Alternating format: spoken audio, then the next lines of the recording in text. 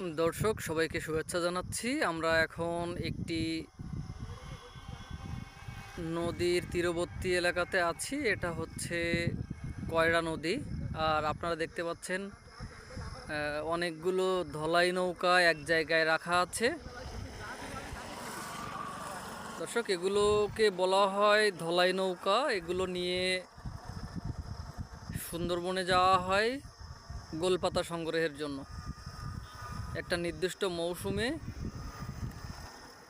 যখন পাস দেওয়া হয় সেটা নিয়ে এই এলাকার মানুষ সুন্দরবনে যায় গোলপাতা সংগ্রহের জন্য।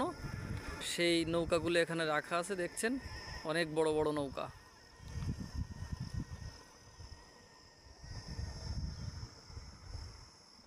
আর পাশে যে নৌকাগুলো দেখতে পাচ্ছেন এগুলো হচ্ছে এই বড় বড় ধলাই নৌকার সঙ্গে নিয়ে যাওয়া হয়, যাতে করে সুন্দরবনের ছোট ছোট খাল দিয়ে বিভিন্ন জায়গায় গিয়ে গোলপাতা সংগ্রহ করা যায়।